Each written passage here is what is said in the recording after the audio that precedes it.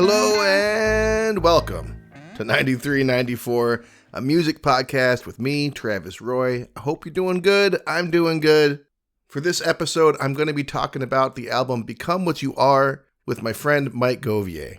Mike Govier is more than just my co-host at my other podcast, Cinema 9, where we talk about movies ad nauseum for the past several years with our good friend Eric Brandstrom. He's also been one of my closest friends since I was 11. This is someone that I've had big ups, big downs with. We've lived together multiple times. We've been through a lot together. We have some of the best laughs and inside jokes together. We also, sometimes get into it and argue with one another and get on each other's nerves. He's like a brother in a lot of ways. So I'm really excited to finally get him on this show and have an opportunity to talk with him about an album that is really important to him, Become What You Are. But before we get to that conversation, I wanted to recap briefly just how much fun I had.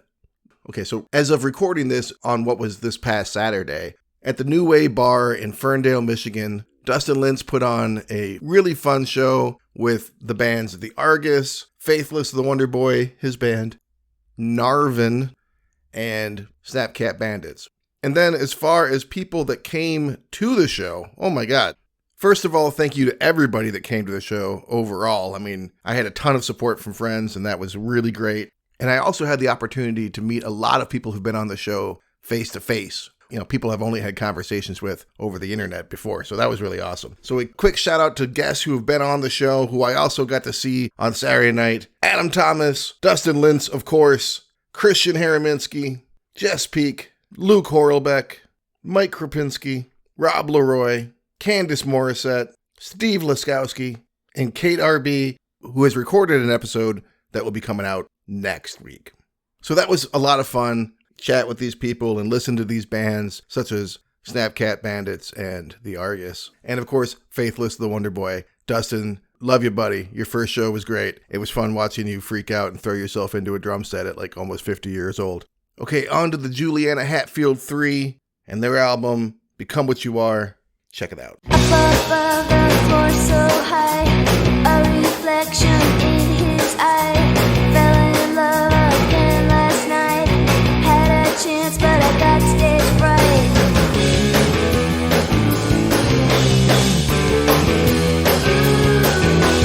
I can't dance in front of you. I never use these dancing shoes. They won't even go upstairs. Take me up to meet you there.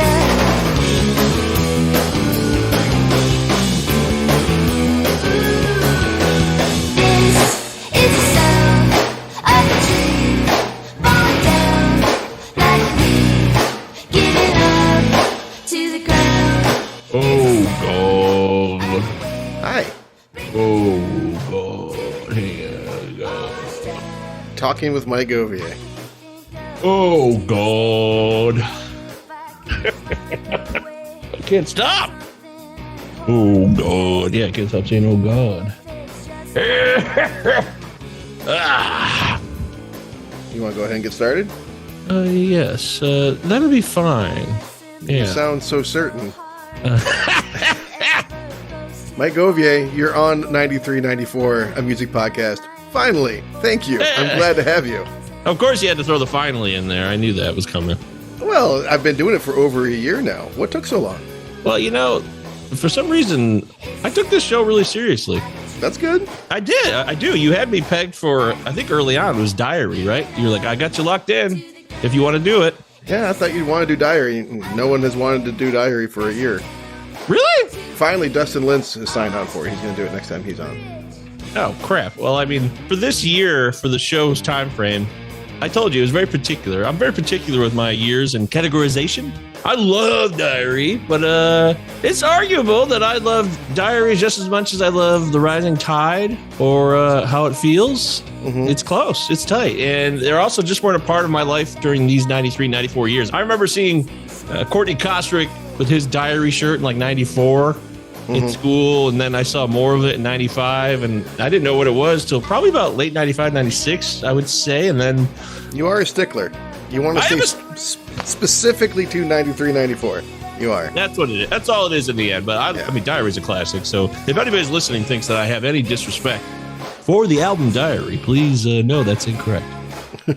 And of course, I give you a hard time because we podcast pretty regularly with our other podcast, Cinema 9, which we've been doing for 4 years now. 4 years? April 8th, 2020, it all started. Yeah. 4 years. Is that 5 years or is that 4? Because it's 2020 to 2024. That's 4 years. Okay. Four calendar years. Well, at least we got that going for us. Which is nice. So it is nice. You've heard the show. You know that I always start the show the same way. I ask my guest, at least new guests, how do we know each other? Well, a long time ago, in a public school system far, far away. In a public school system far away.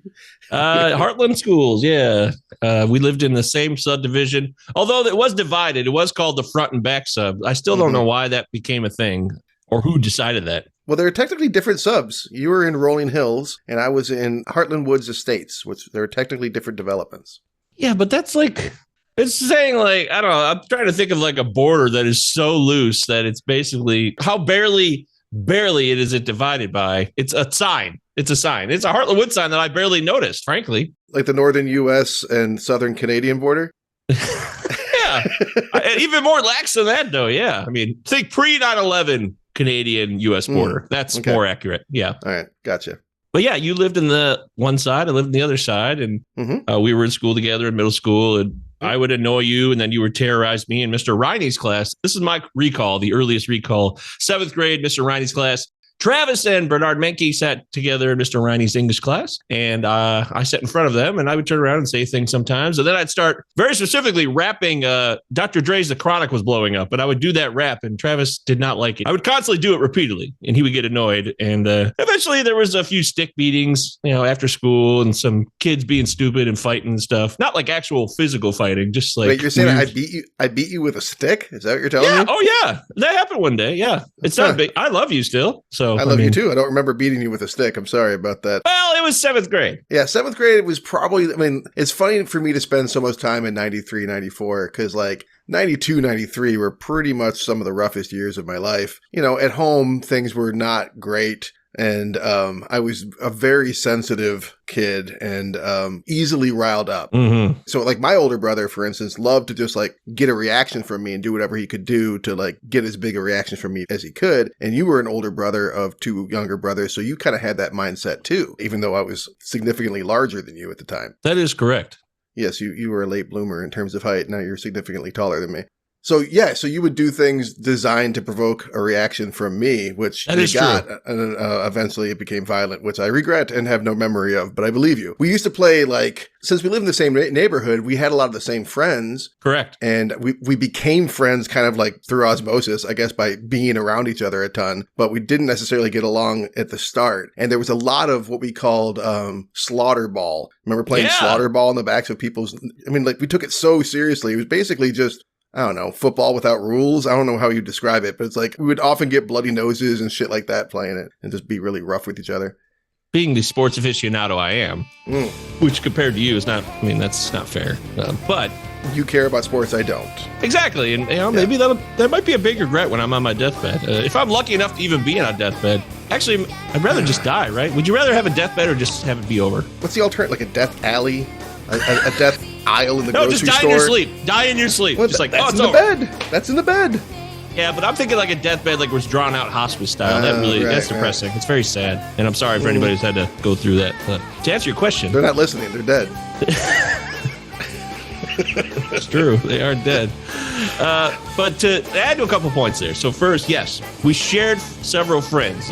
Gary Lutz, Corey Worley. Mike Neal. Also, I was going to say the linchpin is probably Mike Neal because he was such a cool guy. I was really drawn to him. He was taller. He just seemed older than me, even though we were in the same grade. Yeah, he was someone that we all looked up to him in the neighborhood for sure. Oh, you did too? Okay, good. I didn't know if you looked up to him or not, but I did, yeah. I did. And yeah, there's a bunch of people in there, Matt Simiak to a certain extent and all kinds of people, but Mike was a really cool guy who left in 9th grade, sadly. I remember he was there for the first 2 days of high school and then he moved away and that was it. Yep. But Travis was a guy I first recognized on the bus, okay? So even in 6th grade, I remember you with like that, was it a fatigue or like a greenish army jacket type thing?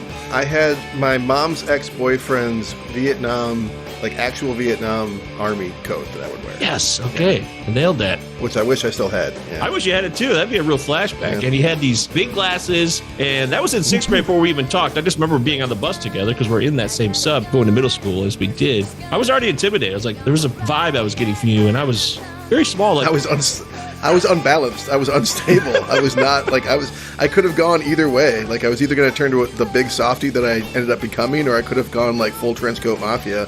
And I went the right direction, thankfully. But I was not quite right at that age. Oh yes. Okay, good. That's very impressive that you can admit that and understand that about yourself. Now, I also, oddly enough, was like quite mature for that age. I know that seems crazy. I went so backwards, but I grew up really fast having to be, as you said, I was the oldest brother of 2 other brothers, and my parents got divorced when I was 5, so I was given a lot of responsibilities right away. So oddly enough, I was kind of settled in middle school, but I went backwards in high school. So point being is slaughter ball was fun. I would call it, we used a soccer ball most of the time, but we didn't kick it. We ran around with this. So it's kind of like rugby because it's violent. Everyone's tackling the hell out of each other, but you had to throw this ball under a pine tree. So pine trees don't have a lot of room after like a foot, right? Yeah, the scoring pole was the base of a pine tree. Yes! So you had to like dive face first into a pine tree if you wanted to score a point. Yeah. Fucking Michigan boys, right?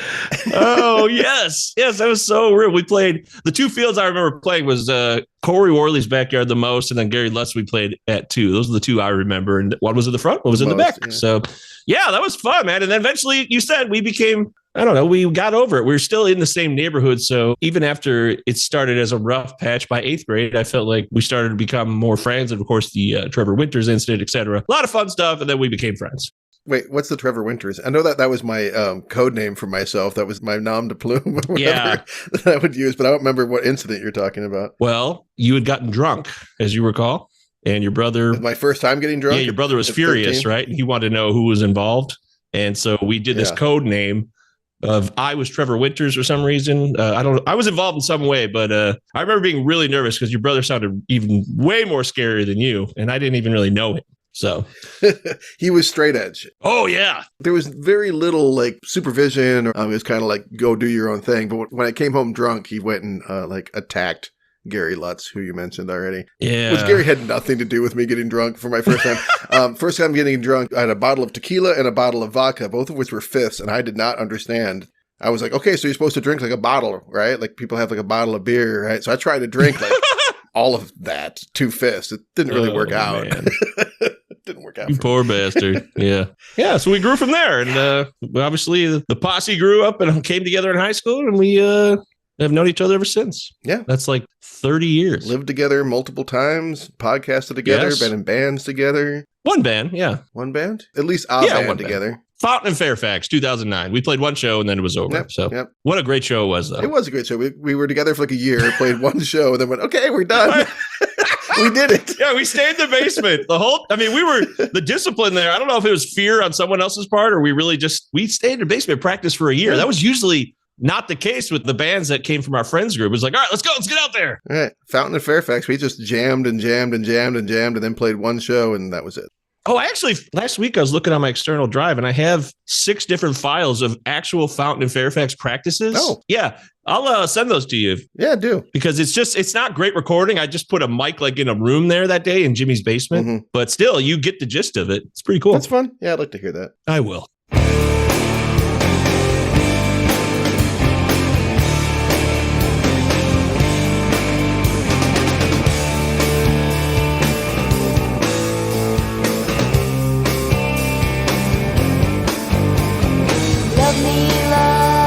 Just don't touch. I don't like to be touched. You might think we all need that stuff, but I don't think about it much. And when I do, I have to leave the room. I'm scared of what I might do. Okay, so then you are on the show to talk about a specific album, Juliana Hatfield Three's Become What You Are. I will ask you, how did you come to this album? Yeah, let's be clear. It's not Juliana Hatfield. It's the Juliana Hatfield 3, Right. which is a silly technicality, but whatever. It is what it is. It's whatever it is. That's what it is. Is what it is. I was a 90s kid like you, so I got my first CD player right about 1993. And my dad, my stepmom really helped me save up for it. It was a Pioneer. I remember it had yellow, goldish digital lettering on it when you turned it on. I thought it was the coolest thing. I saved up my own money somehow. It was like $80. Got a good deal at Montgomery Ward. Hey. Not Fredders? And then, not Fredders, not Highland House. Somehow Montgomery Ward, which is a dying place to go. Hell, actually, it could have been either Montgomery Ward or Service Merchandise. I'm not kidding. It's one of those two. Okay. So I now needed CDs. And the way to get CDs was to, of course, open up the Rolling Stone, go to the BMG or the Columbia House section of the magazine and look at the options. Yep. I was a BMG guy, not Columbia House. It seemed like BMG was a little, I don't know, closer to the working man, maybe. I don't know. Columbia House seemed a little too elite for me. I don't know why. It just did. I don't either. They're the same exact fucking service. That's the genius of marketing in America, isn't it? But I ordered 8 for BMG. I think the difference was, for some reason, 8 BMG for $1, but Columbia House was 1 cent. So I felt like that was a little weird. Like, oh, is that real? Like $1 seems more honest. So that's the way I went. And I got Juliana Hatfield's Threes, Become What You Are, was one of those 8 CDs I got. I think it was that. I think August and Everything After, Countdown to Extinction by Megadeth, CCR's The Chronicle. That was a big one. I definitely got that from Columbia House. I was on my way. I got this from Columbia House as well. I remember the video for Spin the Bottle was on 120 minutes, and I did like at least 2, maybe 3 Columbia House polls and another BMG poll. One of those Columbia House polls was under the name Trevor Winters, I'm pretty sure, because they didn't check. It's like they're not the fucking U.S. government. They're not looking into this. They're just like, oh, we got someone on the hook. And I'm pretty sure that's where I got this cassette. Oh, yeah, wow. So I had this one growing up too. That's amazing. Very cool. I don't even think we ever really listened to it together or anything. I don't recall. Maybe if we did. No, I've heard you talk about it over the years, but like in more recent years. I don't remember talking about it back in the day with you, but I learned that you were a fan just through conversation and time.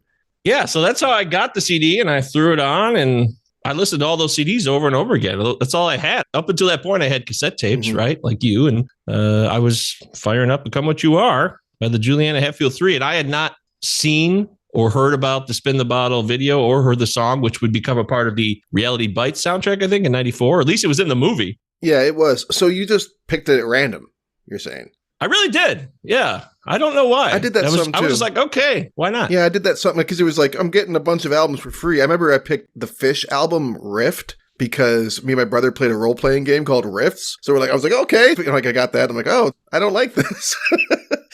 Oh. But I owned it. There was a few like that where I just kind of randomly got, because they were basically free as far as I was concerned. It's not like I ever fulfilled my obligation of buying however many albums. I just sent everything back. Periodically, I forget to send remember you had like check a box on a card once a month to be like, I don't want this cassette or this CD. And then if you didn't send that back, then they automatically sent you the album, and it was like ridiculously overpriced. It was like $30 for a cassette or something crazy like that. And so I would always just get those, and I'd just write return to sender on it and put it back in the mailbox and never heard about it again. Wow. That's what I would do. That must have been a profitable effort on their part to just, hey, we're just sending stuff out there. We're not getting money right away, but it'll work out for us. I guess it did. So. Did it? Where are they now? Well, I mean, yeah. That's my point. point. The whole industry died, but that's fair. I mean, at the time, I bet they made money somehow. I hope. No, I don't. Fuck them. Yeah, well, fuck them too, but it still blows my mind that was a business strategy. Oh, yeah. It's wild. Completely wild. So what's your favorite song on this album? It's really, really hard. I agonized over it. I think I'm going to say My Sister, but I don't have a sister, which is strange,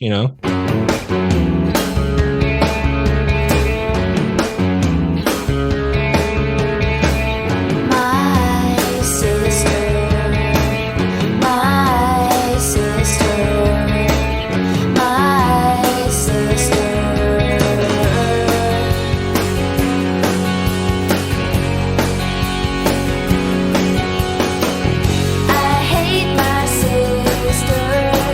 She's such a bitch.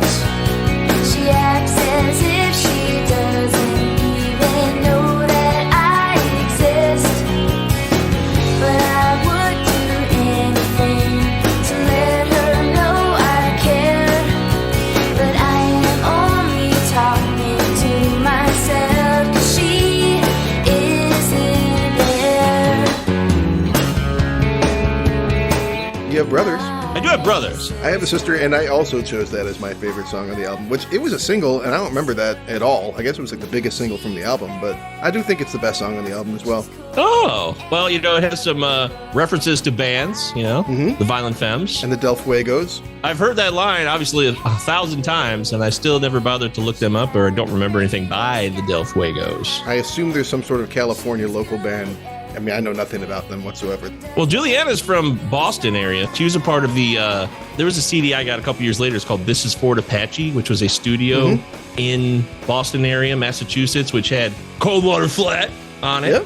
Yep. Awesome. And she was a part of that too. So she comes from out there. I don't know where she... I always thought she was from Hollywood or at like LA area because this album was recorded in LA. She makes references to LA on the album. She's talking about the smog and that kind of stuff. She's talking about hobnobbing with movie stars.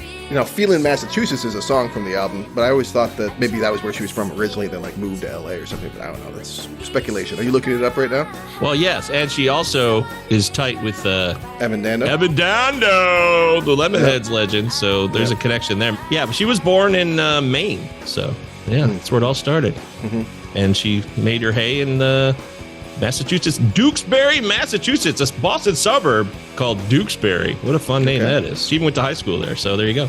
So yeah, she could have maybe moved to LA after that. Sure. But I do have a sister. Juliana Hatfield doesn't have a sister, but she did write this song about her imaginary sister. Supposedly she was modeling it after like an older friend or something, but it was surprising me to learn that she didn't have an older sister because it really shows the way that kind of respect and admiration for an older sibling can also be tinged with like jealousy and craving validation and feeling dismissed and a lot of other feelings that are not so great. It's a complicated relationship that a person can have with an older sibling, and I think she captured it pretty well there.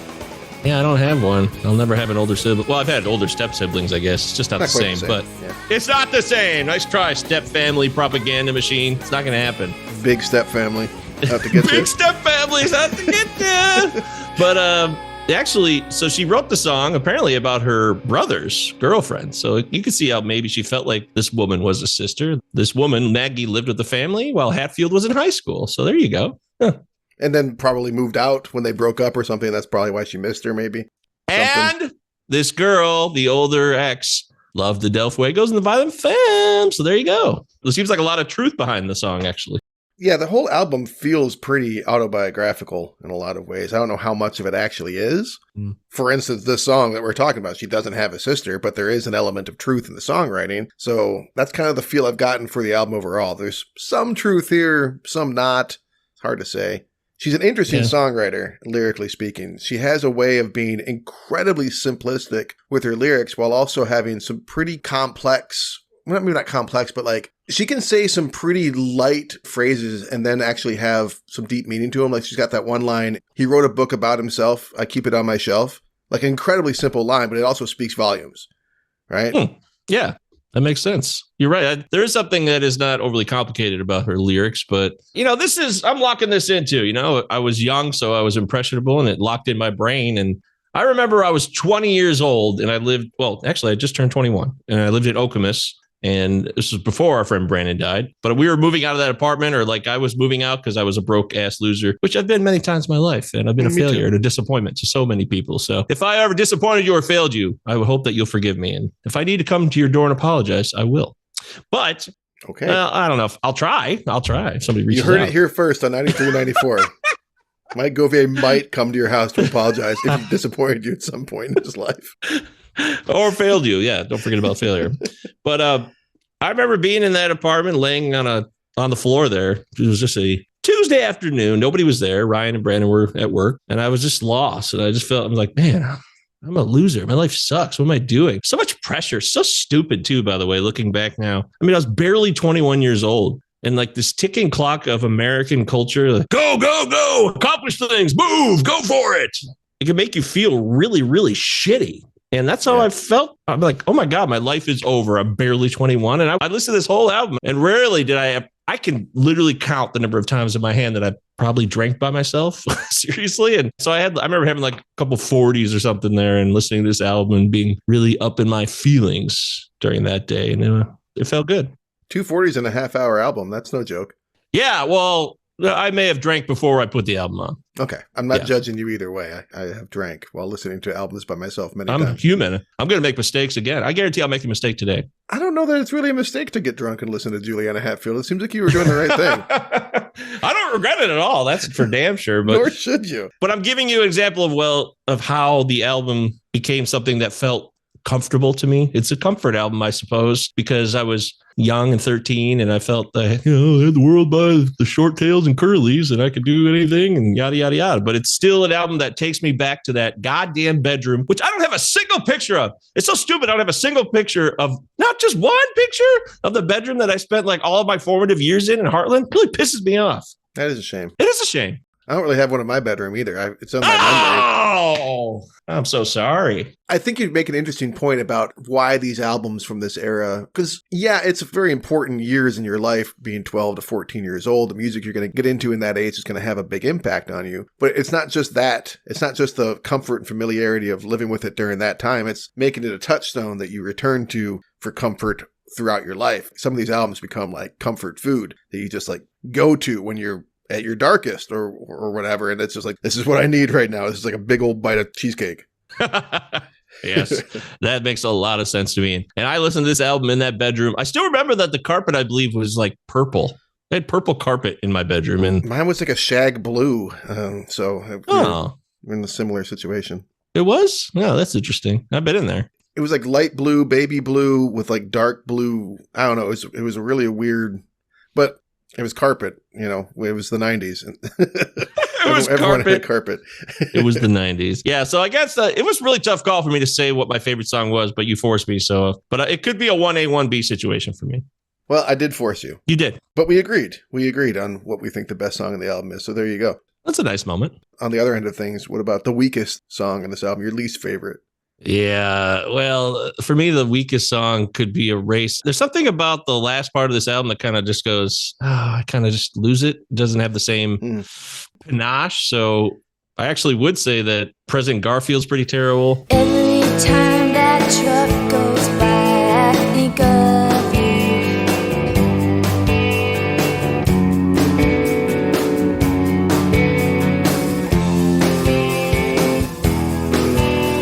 You drove right through the wall, and now the kids all want to follow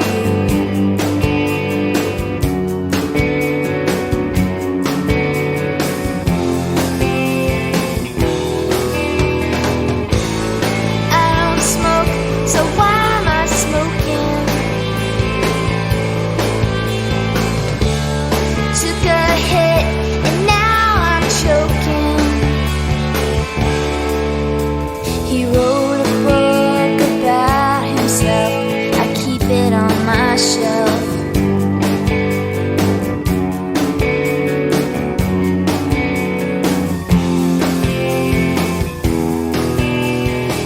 We are again of the same mind. President Garfield, absolutely. No doubt for me. I had no question what was the weakest song in this album. Which is funny because musically, there's a lot of things I like about that song. It starts off pretty well, but lyrically, it is dumb. I'm sorry, but if you need to explain to me, if you need to repeat over and over again that you're saying something really deep, and no, it's not about a penis. It's not going to be the highlight of the album. You know what I mean? Yeah. I've skipped it a ton, really, so it's just not even part of things. So it was a pretty easy. This was actually much easier than picking my favorite. So yeah, and the whole pumping iron and all that kind of stuff, it's kind of silly. It's kind of a silly song, unfortunately. Yeah, it's not hitting me at a new age, I'll say that. It stays the same terribly for me, or at least welcome song on the album. I mean, something that you and I have in common, and maybe you even more than me, is that we can respect when someone is like straightforward about something sexual and not like playing games about it. And she does that in a few places on this album. She's like very unapologetic about it, which I like. But there's something about the lyrics in President Garfield that are just like cringy. They just make me cringe. Yeah, that's it. I got nothing else. You're right. It's not great. Yeah. What are you going to do? Hey, they can't all be winners. Even if I pick an album that I really want to celebrate, doesn't mean that every single song is going to kick ass. I've had some guests say that they think that, like, if it's one of your favorite albums, that you love every single song on it. But I disagree. I think that in all of my favorite albums, there's at least one or two songs where I'm like, I'm only human.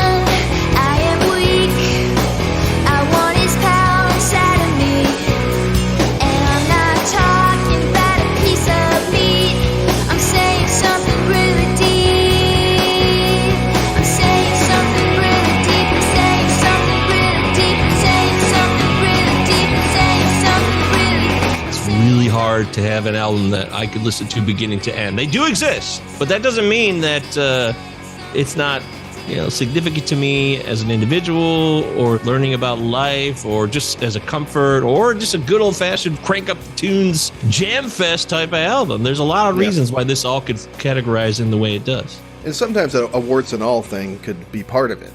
Like, you love an album, including its defects, or at least in some people's eyes. But this song is the weakest. No. It is. At least in our esteemed opinion. Now, in that case, let's see if we're on the same page for the third option here. What about the song that is most underrated? This is underrated. I've been thinking about this. It's like, underrated to who? To me, right? To the world? However you interpret it. Yeah. I think Mabel or For the Birds would be the two underrated ones for me. I can't play them both at once. Yeah, you're right. So I have to pick one. Who are you? I can't remember your name. Where am I? What was I gonna say? All right. Well, then I'll say Mabel. It's a story about an older woman. It's interesting, and I really dig it. I like it. It tells a story that also has a rhythm to it that I enjoy. Mm-hmm. It's kind of got more pop to it than you might realize, based on the people who might not know as much about this album.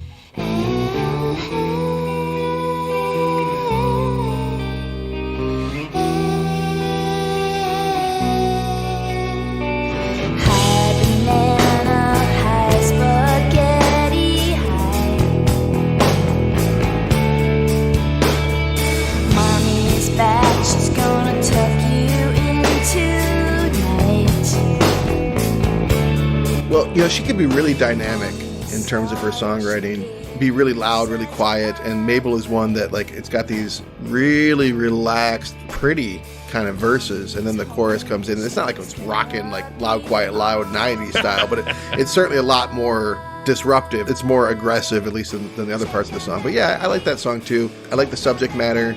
She is, throughout this album, talking about things that it seems like that she has dealt with, or people that she's known has dealt with. A lot of empathy for people in this album, I think, in a lot of ways, and that song is probably the most empathetic.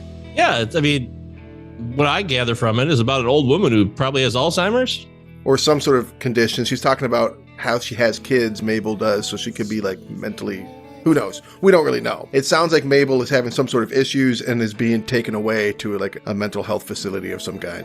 Yes. And on this song, Juliana really puts herself out there with her voice. Like, no background music on the, like, hey. Mm-hmm. That's tough to do when you're not having any bottom or rhythm guitar or drums behind you. And then it kind of kicks in. And I love the way it kicks in. I've played the drums along this track. I've done that. It's enjoyable. Yeah. It's got a entertaining, interesting, fascinating lyrical message, while at the same time I love the structure of the song musically. So it's something that I've sang along to many times in my car or wherever I listen to music. Oh, okay. Music outside? Do people listen to music outside? Too. Yeah, I do that too. Sometimes, yeah. Those guys who have those motorcycles that have a speaker on the back that's like louder than the motorcycle. Whoever invented that speaker needs to be, like, shoved off a cliff. I'm sorry. Like, just obnoxious. But I digress. I have it underrated on this album. I'm going to go with the first track. I'm going to go with Supermodel. The highest paid piece of ass. You know it's not gonna last. Those magazines end up in the trash.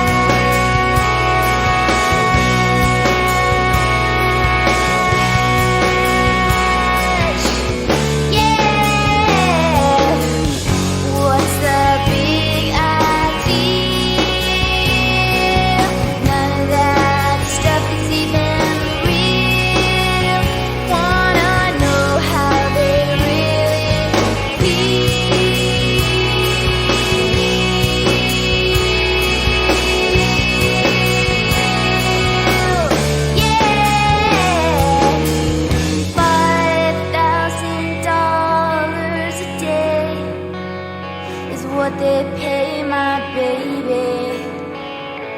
for a pretty face.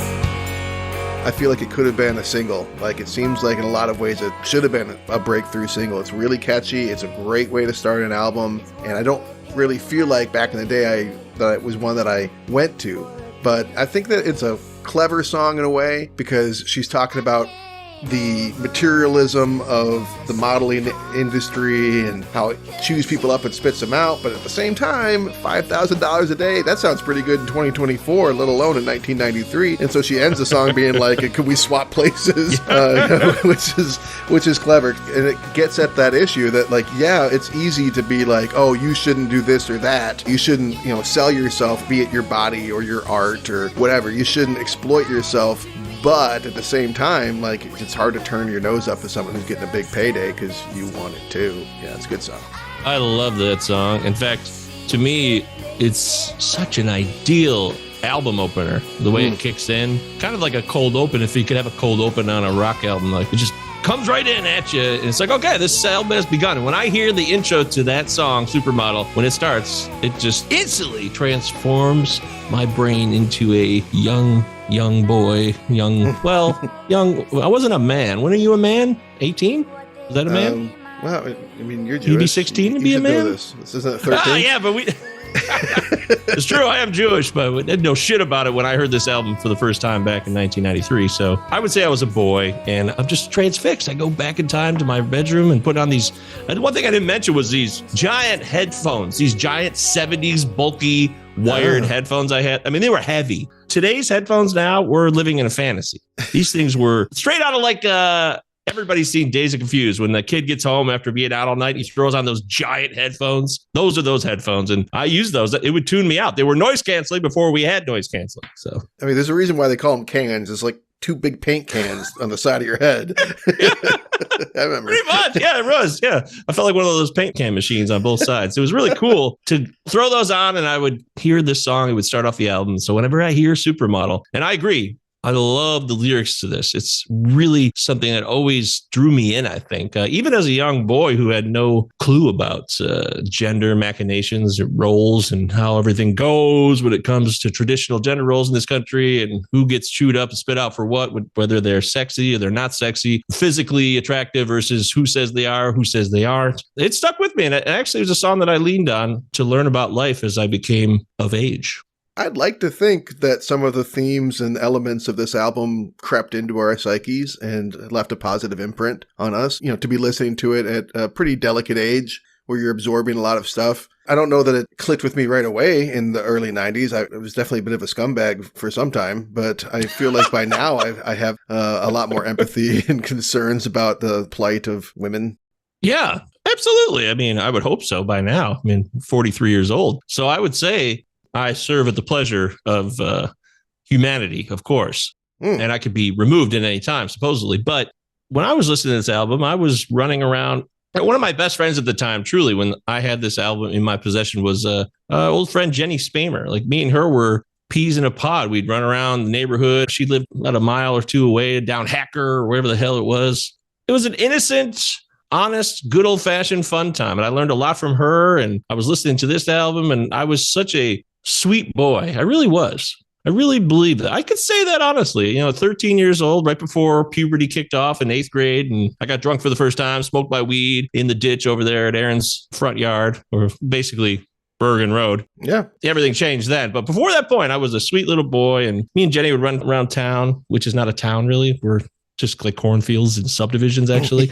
Yeah. But there's no town. If there's a town, well, I was far away from it. And it was kind of like a My Girl thing, like we were just buddies. It was great. And it was innocent and honest and fun. And I learned things. And we wrote letters to each other because she'd go up to, I think it was Eau Gray, is a town up north in Michigan. And that was cool. I really enjoyed those times. And I wish, I can't do this life over again, Travis. So by the time I got into my 20s and such, and I was getting bitter and resentful, and I had no idea what I was feeling, and all these things that are mistakes that you wish you could take back, but you can't. Maybe I'm putting too much of a golden light on that era before I became a more developed human, but I look back fondly upon it, and this album's a part of that. Well, looking back with rose-tinted glasses is half of what this podcast is about. But it's funny you'd mentioned Jenny Spamer, who I hope is doing well. She was actually my first kiss in 1994, and it was a sort of spin the bottle situation.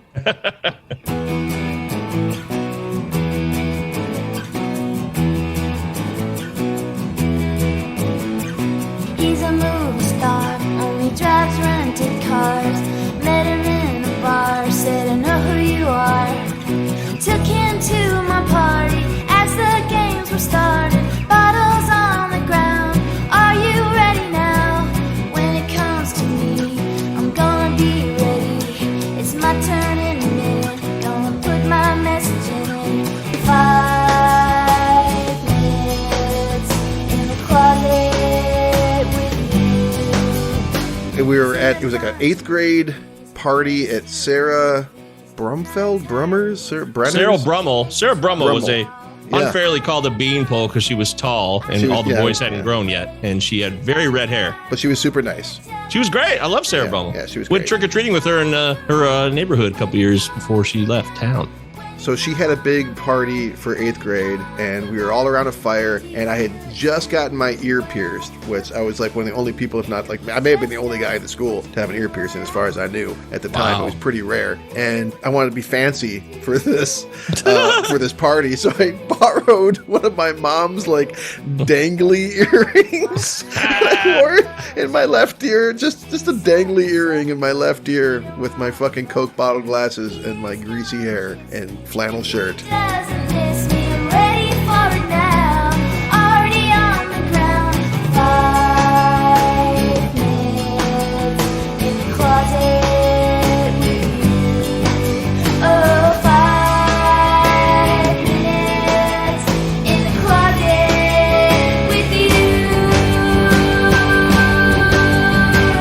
There was no 5 minutes in a closet. There was no 7 minutes in heaven. I do remember it was like dictated. It wasn't like we kissed naturally. It was like something to do with the party, and like we had to kiss, and like we ended up liking it because we dated afterwards. But I was very young and immature, and I remember like I didn't know how to like do that. So rather than telling her like, hey, I don't have the emotional capacity or maturity to date someone yet, when we talked on the phone, I would instead unscrew like because on a handheld you could like unscrew the little part where you speak into. Yeah, I'd pull it out and like make it disconnect and crinkle and like make a bunch of noise and shit. Like, I don't know, wow. this isn't, I've got a bad connection. Then I'd hang up the phone. Holy shit. I love 13. it. Yeah, that's a very honest memory. I want to give you seriously commend you for being direct on that. I will tell you, I met up with Jenny when I lived in Maryland, and she was living in Baltimore. So we did hang out for about an hour in 2019, and it was great to see her. She's really cool. That's awesome. Best to her. Best to all the people we talk about on this show. Yeah, Jenny, if you're out there, you're the best. Hi, Jenny. Have you ever seen Juliana Hatfield live? I don't think so. I had a great opportunity to do it in the last couple of years. She was coming right through on a tour. And of course, I didn't go. So, yeah, I was really trying to prioritize that. Even my wife was like, you should really go. Leanne, my loving, caring, beautiful, wonderful wife was like, you should totally go. You could just forget about me. Go. It was on a Sunday. I think it was St. Andrews. And this was in the last 2 to 3 years. I think it was after COVID. And I didn't go, of course. You know me. So. Well, I do know you, and if there's something you're excited about, you're probably not going to do it. But also, I think that's partly our age. I mean, there's been multiple shows that I've bought tickets to over the past 3 or 4 years. I'm just like, I can't wait. And then the night rolls around, I'm like, We did go to Sunny Day, though. So we did. It does take a certain motivation somehow. If it means enough to us, we'll go. For me, and I've mentioned this on the show before, it needs to be on a weekend night, pretty much a Friday or Saturday, or I'm probably not going to do it. And more, I'm less inclined to do this kind of thing alone. I've been to a lot of shows by myself over the years, but anymore, it's like, it's... Yeah, I feel you on that. It's a group experience. Yeah, you want to share music with others. That's what this show's about. Yeah, literally. Yeah, exactly. So I'm less likely to do that. But there's a lot of shows coming up this summer that I plan on going to, and hopefully other people will come along as well. Oh, okay. Well, I hope to maybe possibly consider attending one and then not making it. It'll be fun. Counting Crows, Afghan Wigs. These are options. What? Oh, boy! Not together, separately, but yeah. Oh, okay. Well, that sounds like more work. Yeah. Well, yeah. Counting Crows is playing with Santana. Rob Thomas going to be there? The only thing he ever did with his life? No, I don't know. I don't think he did. And Matchbox 20. Yeah, not terrible. Yeah, they are. Okay, then. Well, what song do you want to use to close out our interview with here? Well, we didn't get a chance to talk about it as much, so I think For the Birds would be the one I'd like to do. I like that song. I had that experience once when I was living with you, actually, in Philadelphia. You remember how there was a giant cliff where we lived in Manayunk down to where the rail station was? Sure. I was down there and I was walking to the train one day and I found it wasn't a baby bird, but it was a bird on the ground. And I'm like, oh, what the fuck do I do? So like, I've been thinking about this a lot since I've been listening to this song. And I went into the store, like a deli nearby, and was like, hey, do you guys have any shop towels or anything? And I told them what I was doing. They're like, oh, we got this box and here's a shop towel. You can go ahead and take care of this bird. Like, great. So I walk out, I scoop up this bird, I put it in the box, and I'm climbing the mountain of stairs, as we've discussed, you and I before. That's putting it mildly. Yeah, the stairs are legendarily steep to get up that fucking cliff. Have you seen the Adam Sandler movie, Hustle? The basketball movie? Yeah, Hustle. That's that thing. He goes up. That's for real. Yeah. And so that's what we would have to do every day I went to work. I had to fucking climb that thing. Anyway, so I'm climbing those stairs. I get almost to the very top, and the bird just kind of shrugs off the shop towel and flies out of the box up in the air. I'm like, oh, well, I guess I did my part.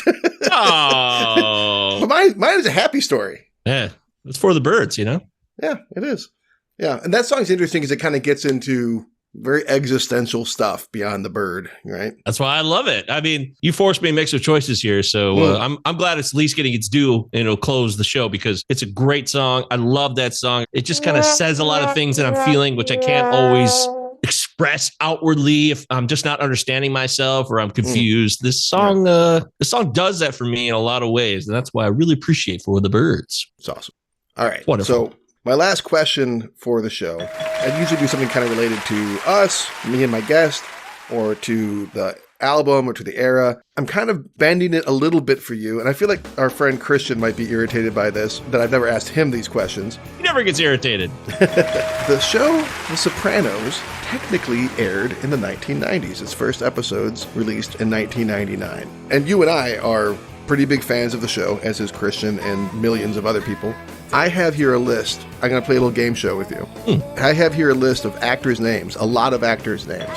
And I want you to tell me if either yes, they were on this show at some point on The Sopranos, or no, they were never on The Sopranos. And we're going to see what your score is.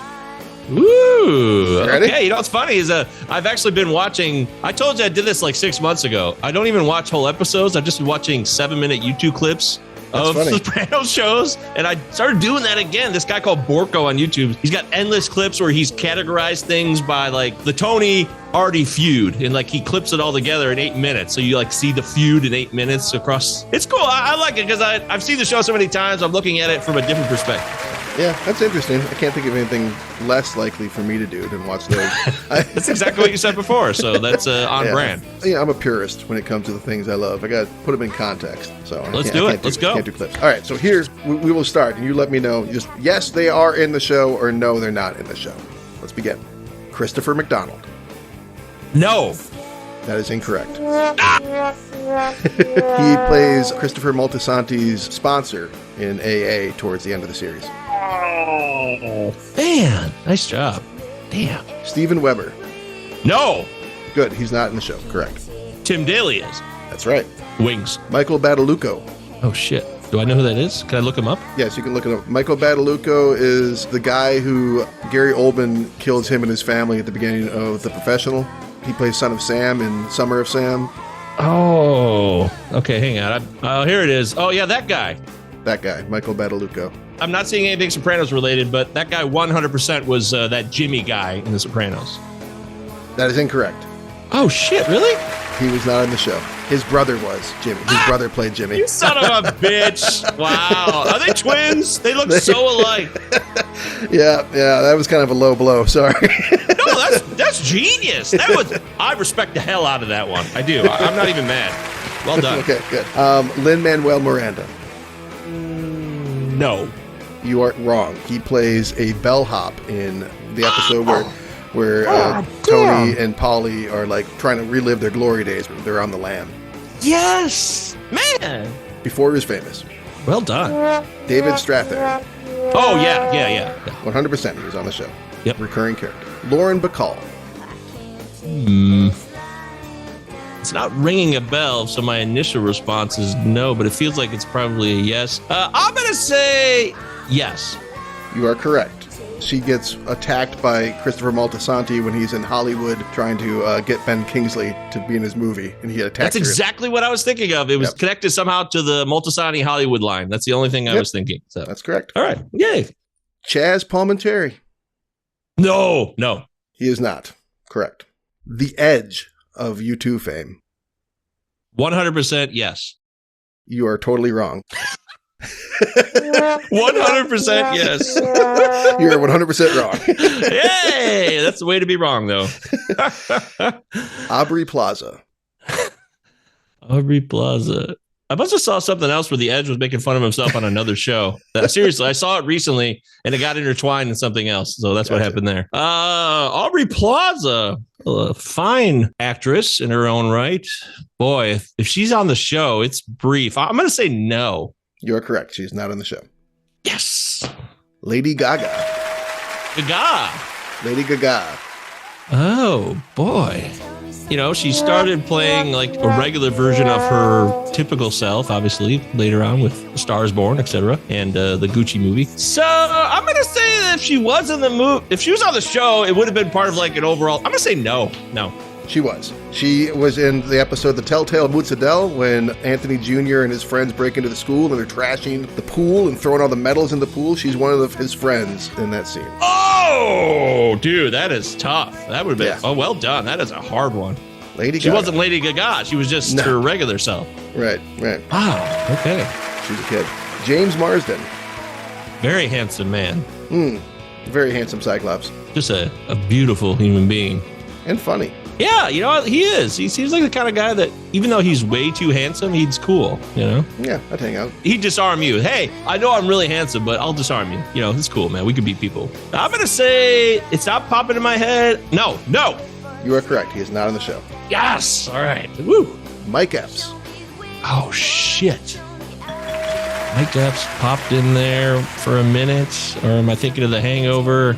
I'm going to say that Mike Epps was on The Sopranos. Yes, he was. You are correct. He is in the episode where Paulie and Big Pussy are trying to get the car back from Anthony Jr.'s teacher that was stolen. Yes! He is one of the guys that has stolen the car. Yeah! I knew that he was on. It was only one episode, you said, right? Yeah, I knew it was very brief. brief moment. Very brief. Yep. How about Paul Dano? Ooh. I would say no. You were wrong. He is in multiple episodes of the show because he plays, towards the end, he plays one of Anthony's best friends. Oh, Jesus. They go for that drive where they're looking for the Bada Bing and they end up at Satriale's instead. He's one of the friends that is like pushing. Wow! I loathe any storylines related to Anthony so much that I may have blocked that out. I'm not even kidding. And you know, he did a good job as the actor. I can't stand watching that kid. It's just so annoying. So. He's playing that shitty character. I think with a bum rep. It's a thankless job. How about David Lee Roth? David Lee Roth, the Van Halen. Yes. Who's in a massive ego, really out of control. Doesn't seem like a fun guy to hang out with. Did he pop in The Sopranos for like 1 minute? Hey, it's David Lee Roth. We're going to see Van Halen, or I'm going to say no. You are wrong. He plays himself at the yearly poker games they play. They rent out the hotel. Well, they own the hotel. Oh! And he plays himself. He's one of the guys sitting around the table with Frank Sinatra Jr. and all that. Should have thought about the poker game. That's an in for a lot of people to just show up in the show. Yep. Good job. Ellen Barkin. Just watched Ocean's 13 recently.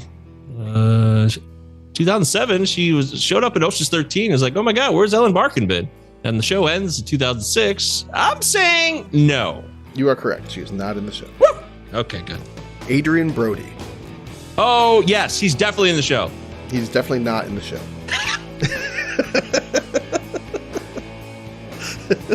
Oh my God, I don't know why I locked in like he was, you know what I was thinking of? I know the mistake I just made. He's in Succession, and that's what I did. I was like, oh yeah, he's in Succession. He's a part of, So that's the mistake I made. At least I know why I made the mistake. Yeah. So. All right, we got a few more. Michael B. Jordan. B. Jordan. First showed up on Friday Night Lights, really, and The Wire, of course. That's where he really first started. So I'm going to say that he was on the show, yes. That is correct. He was one of the guys that chased a young Tony Soprano when he goes in his dad's trunk to the carnival, and he's like eating a candy bar. He throws the wrapper on the ground, and like 3 kids come up behind him and says, hey, pick up that wrapper. He's one of the kids. Oh, Oh, I had a feeling that he was on The Wire, and so like, hey, let's get this kid in The Sopranos HBO, for a scene if we can. Right, Yeah. something like that. Yes. All right. It was even before that, I think. Oh, it might have been before 2002. That's when The Wire started. Yeah. Yeah. Sandra Bernhard. Oh my God. I'm saying absolutely yes. You are correct. On the episode D-Girl, her and Janine Garofalo are being directed by Jon Favreau. Moltisanti goes out there. Okay, very good. Yeah, I knew she was in there somewhere. You're right. Will Arnett. Oh man. Will Arnett is Will Arnett was on Arrested Development in 2003 when that show started, and that's where he really broke out. But before that, he was on The Sopranos as the husband of the FBI agent. Yes, that is correct. Yes! Good job. I thought I was going to get you with that one. Yeah! It took a minute. Elias Koteas. Oh, I love Elias Koteas. Played Casey Jones. That was awesome. Teenage Mutant Ninja Turtles. Fallen, go ahead, light up my life. Gets his arm blown off in Shooter. It's fucking graphic as hell. Boy, this is... I feel like he might be a part of some program. I'm going to say yes. You are correct. He handles the intervention for Christopher Moltisanti that ends Yes! badly. The program! Yeah. Okay! Yeah. Oh my God, that's so brutal. God, it's so awful. Yeah. Yes. And lastly, we have Margaret Cho. Margaret Cho. My initial instinct would just say that she wasn't on the show, but maybe like her or Kathy Griffin just show up for some reason. I'm going to say no. You are correct. She's not on the show. Oh, not bad. All right. I did all right. All right. Let's see what your score is here. We got 1, 2, 3, 4. That was a good, challenging test right there. I really appreciate the work you put in on that. Good. It was a lot of fun. You got 8 wrong and 13 correct out of 21. So congratulations. You've passed. You win. Oh, I've passed. I Okay, mean, great. yeah. Woo! You got more than you didn't get. So we're going to call that a victory. That was a lot of fun. I mean, I haven't had that much fun in years, and that's saying a lot. That sucks for you. I know. That Didn't says you a get lot. married recently? Well, legally married. We're not officially married, so 70%. You're 70% married? That's what I tell people, yes. We legally got married to fast-track the immigration process in Canada, but we have not done our big soiree where we get romantically and spiritually married in front of all the people we care about and love, so that part is still to come, believe it or not. So I do believe it because I figured it hadn't happened or else I would be feeling very passed over and yes, of course. Yes. left out. You would have been made aware. Trust me. That could be happening in the next 365 days. Stay tuned. It'll happen soon. You heard it here first, folks. Like Govier, 70% married. This is what happens when you like somebody from a different country. It's just much more complicated. So, I understand. Michael, thank you for finally coming on the show. I appreciate it. I hope you come back. Are there any albums that you're interested in doing? Yeah, of course. Yeah. I would love to come back. This was a lot of fun. It really was. You know, this is a classic example of something that you're not avoiding, but you keep putting off. But like when you do it, it's just a great time. Like, you know, we have such a long history together. We know so much about each other's lives. We've lived with each other's lives as intertwined in more or less than other parts. But yeah. 32 years of friendship. Yeah, I would love to. I'll definitely come back. I've been looking around. I'm always kind of saying, does this fit the profile of 93, 94? There's so many albums, so much more music that I love. So yes, 100%. This has been a real blast. And I'm glad we finally did this. Me too, man. Looking forward to having you back on. Thank you for coming on. You got it. Hey. Bye-bye. Bye. You can take it up to the sky, but no one ever stays that high.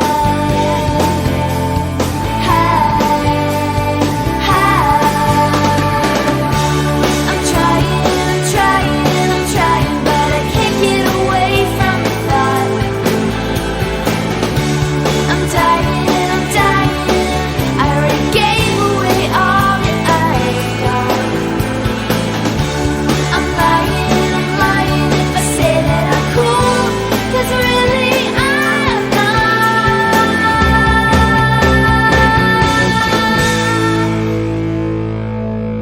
not. Many decades of friendship under our belt, me and Mike. Big part of my life. Love that guy.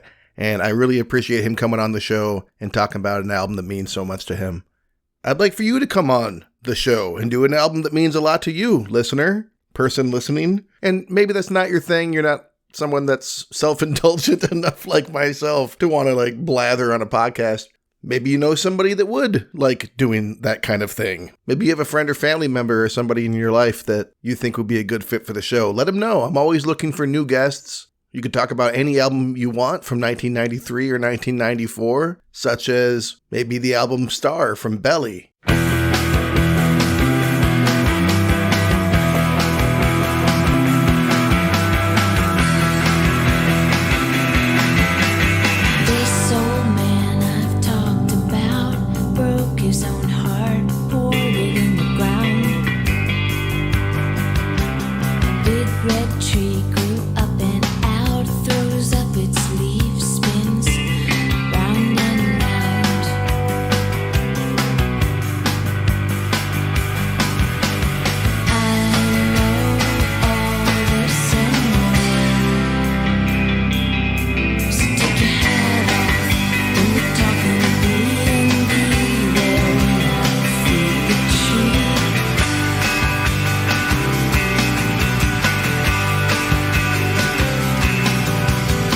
Remember this song, Feed the Tree?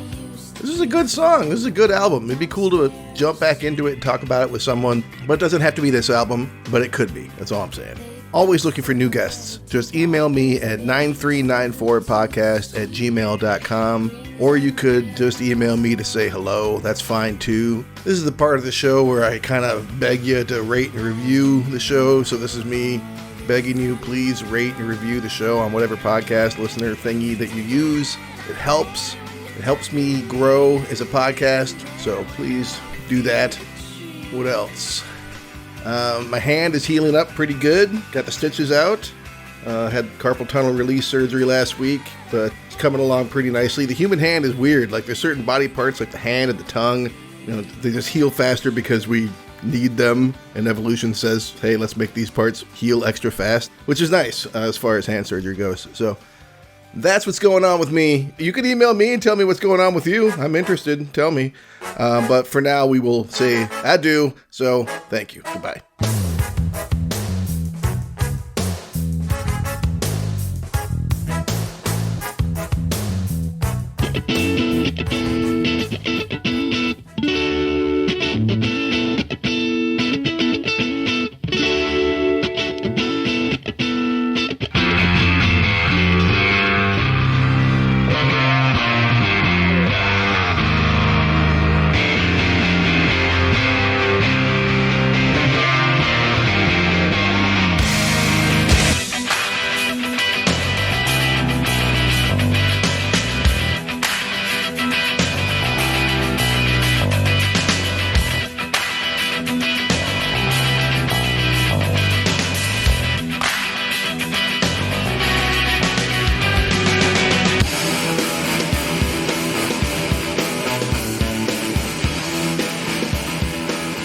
'93-'94, a music podcast with Travis Roy, is a labor of love. It is not and never will be monetized.